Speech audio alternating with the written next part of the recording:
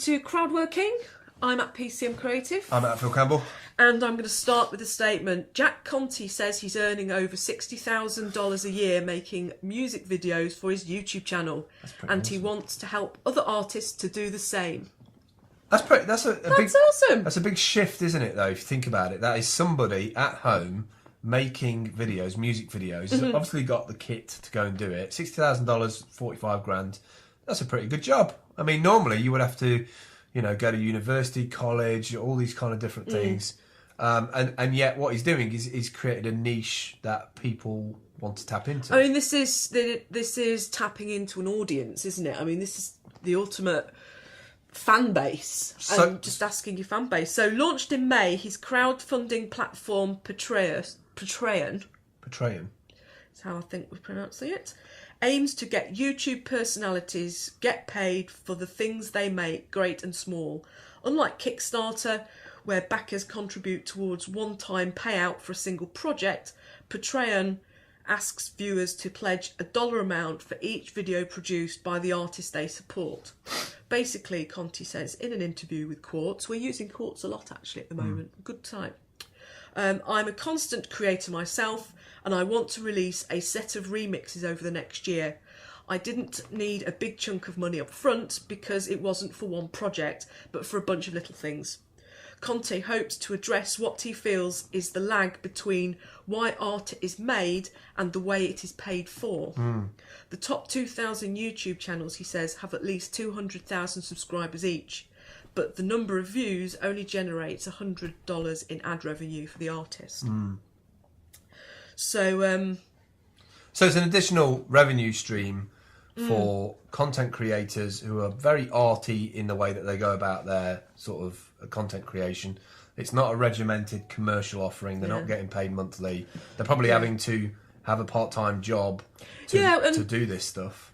Ad revenue as well. I mean, I can see the usefulness of having people advertising on your site, but I don't like advertising on the sites I visit. It puts me off if there's advertising on there. It has to be done very cleverly. The most popular part of an advert is the X. You know, like, there's the X button when I click it and it's off. Yeah. You know, YouTube, it's sort of like the countdown. Yeah. You know, you can skip this ad in 3 seconds, like 3, 2, 1, yes, skip. Yeah. Like, you know, I'm not interested.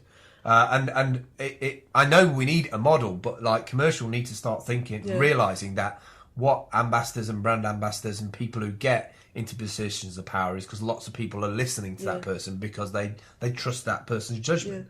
And there is a commercial opportunity there. But also the rawness of it is the reason why people follow these people, is that they haven't sold their soul. They're speaking from their own personal experiences rather than a crafted message. I think it is. As I said, just click through to the Patreon website.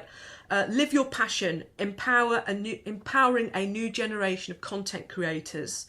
And there's a whole featured content creators and artists. There's Christopher Bingham is creating short films. Julie Noons is creating video. Jack Conte is creating music videos. Peter Hollins is creating music videos. Natalie Dawn is creating songs. I really like that way, is that this is what they're doing. Yeah. This is who they are. There's a picture of them straight away. Well, this for me is the reason why I like this and favoured it is that this perfect fit for Pie Street. Yeah. Is if I can get a team of people together to make content for these screens, and people can see those things are going out. You know, pay us $1, anything, a small amount of money to create this stuff to go out to the local area. So does this? Do we know how far this goes? I mean, we're going to have to add this to the list of platforms we look at to talk about actual artists on there. Yeah. Is this specifically connected to YouTube? Do we know, or are we going to have to do a bit more investigation? You'll have to go back on the thing, but I think it will be tied in specifically with the YouTube to start with.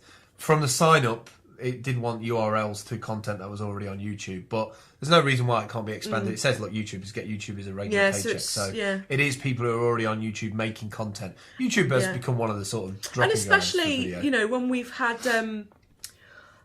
who was it who came to Media Camp who sang for us? Ben. No, there was Ben Walker. I mean, perfect platform for him. Yeah. But I know who you mean. The woman, Harrison. Yes. Harrison. Yes. Yeah, no, she makes music videos. I think at the end of the day, what we're really talking about... Why I wanted to mention her, and I'm sorry that I can't remember your first name. Linda. Of course it is. She actually she went on to BandMuser and to Facebook, knowing that an audience was going to be there. Yeah. You know, she was doing digital concerts. Now, I think there's a lot, White Collar Zoo are starting to do that in a kind of a way, but it's always controlled by the producer of the platform. Right. Whereas I think this is much more the artist being to engage with their audience. Yeah. And I think anything that supports the artist to keep on doing it, because people realise they've got bills and stuff. Yeah. I think it's great. I think we need more of these. I think we need more of these, shared crowd-funded sites where I've always wanted to create something where you pay people to pay their internet or their electric bills or their gas bills or their food bills, and you sort of have a crowd-funded, keep this person alive kind of thing for the next month. Yeah. Well, it's like the open book, isn't it? Being very transparent about the money, which I kind of want to do, but then you look and you think, oh God, I'm actually a little bit embarrassed about how little money I actually have. That's an interesting statement, isn't it? That's an interesting statement. But I need to share that with people. At some point, you have to bite the bullet and say, actually, I just want to get paid for the things that I put out. So that's it for this week. We will catch up with you next week. I'm at Phil Campbell on Twitter. I'm at PCM Creative. Do follow us at seller54.tv. Yes. Did I cut you off there? No. Okay, bye. Bye.